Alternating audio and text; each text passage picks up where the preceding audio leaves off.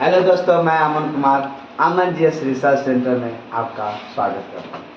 देखिए, आज भारतीय संविधान की विशेषता को आज देखते समझते। चलिए हम लोग शुरू हो जाते हैं। भारतीय संविधान की पहली खास बात है कि ये बड़ा है, लार्ज है, लिखित है, मतलब रेटिंग किया हुआ है। इसको लिखने में वैसे 64 लाख रुपया खर्च हुआ है। 2 साल 11 महीना 18 दिन लगा है और 389 लोग संविधान सभा में थे। एक लोग 10 लाख जनसंख्या पर आए थे। एक लोग कितने? 10 लाख। लगभग 60 देशों का हेल्प लिया गया था। लगभग कितने? 60 देशों का हेल्प लिया गया था लिखने के लिए। वैसे सबसे ज्यादा प्रभाव भारतीय संविधान पर इंग्लैंड का पड़ा। भारत के संविधान पे सबसे ज्यादा प्रभाव किसका पड़ा है? इंग्लैंड का पड़ा है। वैसे उसका लॉजिक ये है कि भारत उसका गुलाम था, तो गुलाम रहेंगे तो प्रभाव पड़ेंगे। 1-2-4 साल नहीं रहे, लगभग 200 साल तक रहे।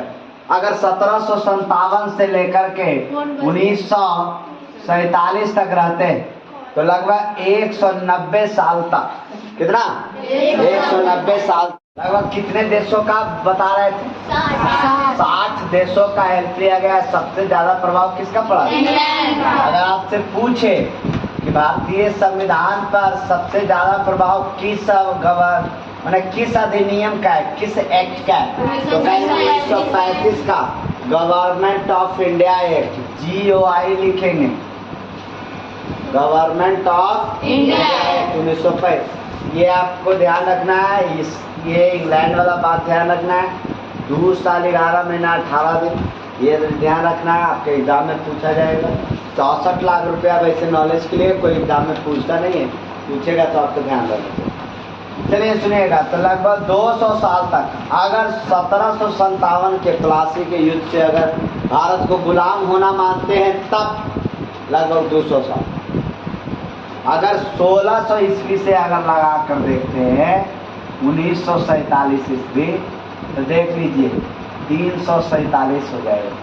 लेकिन उस समय नहीं इसको मान सकते, क्योंकि ईस्ट इंडिया कंपनी व्यापारिक कंपनी थी, तो पहले व्यापार करती थी। शासन करने वाली कंपनी कब से बनी? 1757 के प्लासी युद्ध। थोड़ा दिक्कत।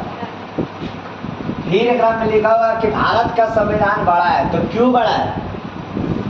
तो 2-3-4 वो लॉजिक है, जरा सुनना। भारत जो देश है ना, दुनिया का 7वां सबसे बड़ा देश है। क्या नंबर का? 7वां सबसे बड़ा। 32,87,263 किलोमीटर स्क्वायर। पूरे दुनिया का 2.4% है पूरे दुनिया। और क्षेत्रफल में के नंबर पर है? 7वां। और इसके पास क्षेत्रफल है कितना? 32,87,263 किलोमीटर स्क्वायर। उन्होंने कहा, चला सुना है नहीं। भारत का संविधान इसलिए बड़ा है कि देश से बड़ा है, तो उसको कवर करते करते बहुत सारा प्रोविजन लिखा गया। फिर बोलता है कि जैया संविधान लिखा रहा ना, जैया वकील लोग तनी ज्यादा होगा।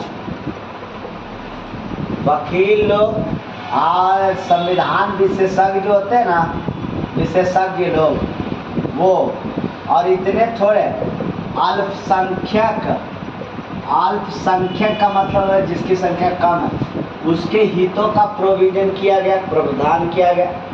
और वकील लोग अपने तरफ से तर्क दिया। संविधान के जानकार विशेषज्ञ लोग वो अपने तरफ से जानकार। अगर दुइयों बात दोनों के सुना जाए तो देखिएगा 6 बात हो गई। कहे के मतलब सीरियस नहीं लेना। ये मैं बताया कि अगर ये और ये रहेंगे तो पक्का है कि 2-4 बात ज़्यादा हो ही जाएगा। वकील से खैर बतिया के देखना, इतना बोलेंगे ना कि आपको लगेगा कि नहीं सही बोले। ठीक है, इसलिए उनसे तनी बच्ची के रहने। मास्टर, डॉक्टर और वकील एक बड़े तेज आदमी होते हैं। वो कैसे न कैसे डंडी मारने लगा। हमें तू डिश डिश करोगे, पढ़ाने नहीं दोगे, तो हम तुमको क्या करेंगे मालूम है? कम पढ़ा के भेज देंगे। थोड़ा लगे मास्टर ठीक है पढ़ाई, एग्जाम गड़बड़ नहीं होगा, एग्जाम निकल जाए, लेकिन जितने पढ़ाने चाहिए उतने नहीं पढ़ाए। चलिए और देखो भारत के संविधान और बड़ा कैसे हो गया। तो भारत विविधताओं वाला देश है, विविधताओं वाला देश है। विविधता मैंने समझ में आता है, इंग्लिश इसको वेरिएशन कहो, वेरिएशन। डिफरेंट टाइप के यहाँ लैंग्वेज है, डिफरेंट टाइप के यहाँ कल्चर है।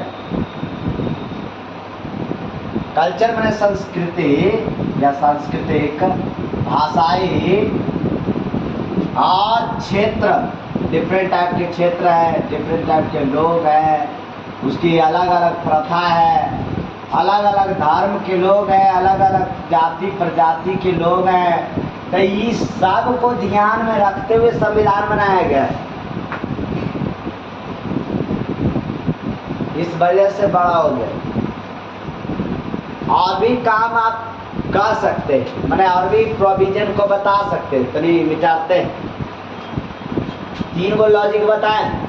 पहला तो ये देखो कि देश बड़ा है, खुद देश बड़ा, इस हिसाब से बड़ा हो गया भारतीय संविधान।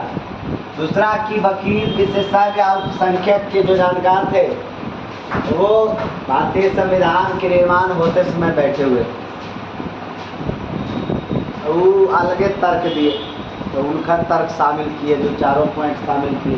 तो बढ़ा कि नहीं बढ़ा, ना बढ़े से मतलब है, अभी तो बढ़ा कैसे वो पता करना है। आगे देखते, फिर देखते, ये विशेषताओं वाला देश, मतलब डिफरेंट टाइप के कल्चर है यहाँ पर है, डिफरेंट टाइप के लैंग्वेज है यहाँ पे, प्रथा है, यहाँ के डिफरेंट टाइप के लोग हैं, प्रजाति भी है, जैसे कोई आर्य प्रजाति के, तो कोई इंडो तिब्बत प्रजाति के, कोई मंगोलाइड प्रजाति के, कोई के नकवा इसमें नेपाली, तो इंडो म्यांमार है, वो इंडो चाइना का लो म्यांमारी, कहे के मतलब डिफरेंट टाइप के लोग हमारे यहाँ है। वो कहीं ना कहीं उस सब के बारे में ध्यान दें। मैं जानकारी के लिए बता दूं कि हम लोग जो यूपी उत्तर भारत के मतलब समझो, नॉट समझेंगे। उत्तर भारत का मतलब हुआ नंबर है कि हिमालय, और साउथ में नहीं जाओ, मध्य प्रदेश में आओ। मध्य प्रदेश यूपी में वो विंध्याचल की पहाड़ी, विंध्याचल है वो, उसके इधर वाला, इधर का मतलब गंगा तरफ, हिमालय के नीचे, ये बंगाल से ही लेकर के पंजाब, हरियाणा, दिल्ली, यूपी, बिहार, कुछ पार्ट झारखंड के, WB, ये सारे उत्तर भारत में आते हैं। इसको पहले इतिहास में आर्यावर्त कहते थे। क्या बोलते थे? आर्यावर्त इसको बोलते थे। चलो सुनाए नहीं, तो 3 गो लॉजिक बताए, एक आध दो और बताते। भारत के संविधान बड़ा क्यों हुआ? कोई सवाल रहेगा तो पूछिएगा, है ना। सुनिए, भारत के संविधान बड़ा क्यों हुआ? फिर कहेंगे कि जानते था, सेंट्रल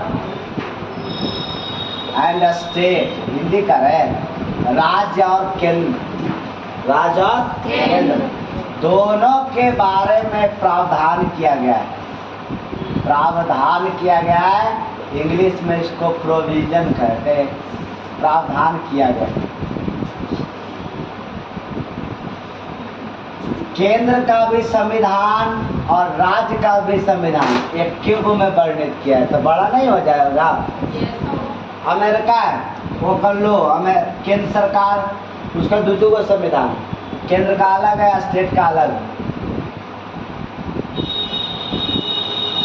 हम लोग बहुत सारा सिद्धांत को भी अपनाए हैं, तो उस चीज को प्रावधान लिखते दौरान करेंगे तो बड़ा हो जाएगा। देखिए, सबसे पहले हम लोग संसदीय शासन व्यवस्था को अपनाए, लोकतांत्रिक पद्धति को अपनाए। अब लोकतांत्रिक पद्धति को अपनाए तो इसको लेकर के कई सिस्टम को अपनाए, जैसे समानता के सिद्धांत, स्वतंत्रता के सिद्धांत। लोकतंत्र पे तो जनता को ज़्यादा से ज़्यादा सेवा करना है, सारे प्रोविजन लिखा हुआ है, तो वो कहीं ना कहीं बड़ा हो गया। संसदीय प्रणाली, उसके बाद भारत को गणतांत्रिक प्रणाली कहा गया। गणतांत्रिक प्रणाली, रिपब्लिक सिस्टम वाला कंट्री का है। रिपब्लिक का मतलब हुआ ना कि उस देश के प्रमुख, संवैधानिक प्रमुख आनुवांशिक नहीं है, इलेक्शन के थ्रू आते, 4 साल 5 साल के लिए आते। 4 साल इसीलिए बोले ना कि अमेरिका में 4 साल के लिए होता है, 4 साल के लिए वहाँ राष्ट्रपति बनते, तो 4 साल के बनते इसलिए 4 बोले। और इंडिया में 5 साल के लिए बनते इसलिए 5 बोले। आपको लगा होगा 4-5 ऐसे ही बोल दिए, नहीं कुछ बोलते तो उसका लॉजिक रहता है ना। तो 5 साल इंडिया में कोई भी पोस्ट पे, संवैधानिक पोस्ट पे रहते हैं तो माना जाता है कि गणतांत्रिक। और भी मतलब निकलते हैं कि यहाँ विशेषाधिकार नहीं होना चाहिए। जैसे याद है आप लोगों को फ्रांस की क्रांति पढ़े होंगे, तो उसमें एगो पादरी वर्ग हुआ करता था, एगो कुलीन वर्ग हुआ करता। कुलीन बने बढ़िया कुल में पैदा लिया, कौन कुल? बढ़िया कुल, पढ़ा लिखल खानदान। पादरी मैंने पूजा पाठ करे वाला, जगह हम लोग आज ब्राह्मण अपने स्टाइल में बोलते हैं, वो सारे को विशेषाधिकार प्राप्त था। तो यहाँ नहीं होना चाहिए। कहाँ नहीं होना चाहिए? गणतांत्रिक में। ये बात थी। एक आध दो और बात हो सकता है कि भारत की जो संविधान है ना, वो किसी किसी को विशेष स्थिति प्रदान कर रहा है। जैसे जम्मू कश्मीर अनुच्छेद 370 का वर्णन हुआ करता था, लेकिन मोदी चाचा इसको हटा दिया। ये आता है आपके एग्जाम में। कब घोषणा कब हुआ था? 5 अगस्त 2019 को, याद रहेगा। जम्मू कश्मीर का अलगे आर्टिकल हुआ करता था, अलगे प्रोविजन, अलग से प्रावधान उसका था। तो अनुच्छेद 370 वो 35 के ये भी था, कभी इत्मीनान से पढ़ावेंगे इसको, लेकिन ये अब दुनिया में है नहीं, समाप्त हो गया। अर्थात भारतीय संविधान में इसका वर्णन फिलहाल नहीं, खत्म हो। मोदी चाचा इसको समाप्त कर दिए। तो रिपीट मार देते। 5 अगस्त 2019 को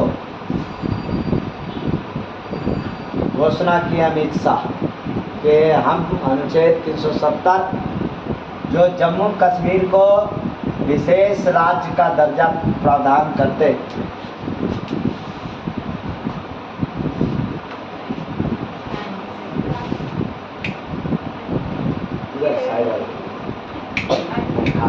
लाइट जलाएगा। चलो जी, जो अनुच्छेद 370 जम्मू कश्मीर को विशेष प्रावधान करते, वो हम समाप्त करते। कौन बोला इसे? अमित शाह। उस समय लगता है विदेश मंत्री थे। अभी राजनाथ सिंह विदेश मंत्री, सुरक्षा मंत्री है ना। गृह मंत्री कौन है? राजनाथ सिंह। अमित शाह उल्टा, उस समय उल्टा था, राजनाथ सिंह थे और अमित शाह सुरक्षा मंत्री शायद, बिल्कुल क्लियर। और बोले कि हम 31 अक्टूबर 2019 को इसको लागू कर देंगे। आप लोग बोलिएगा कि 31 अक्टूबर का है? एगो दिग्गज नेता का जन्म हुआ था, सरदार वल्लभ भाई पटेल। 31 अक्टूबर 1875 को नांदेड़ में, ये गुजरात में पड़ता है। तो सरदार वल्लभ भाई पटेल का जन्म हुआ 31 अक्टूबर। और भारतीय राज्यों के एकीकरण में, भारतीय राज्यों के एकीकरण में इनका विशेष महत्व है। किनका? इसे भारत का बिस्मार्क भी कहा जाता है। किनको? सरदार वल्लभ भाई पटेल को। तो इनके पुण्यतिथि, जन्म तिथि का लो, उनके बर्थडे पर भाई वो देश को एकीकृत करना चाहते थे। वो इस तरह के सोच विचार वाले आदमी थे, इंडिया को एकजुट करना चाहते थे। तो उन्हीं के जन्म तिथि पर इस चीज को हटा दिया गया। तो आपसे क्वेश्चन पूछेगा एग्जाम में कि अनुच्छेद 370 का संबंध किससे है?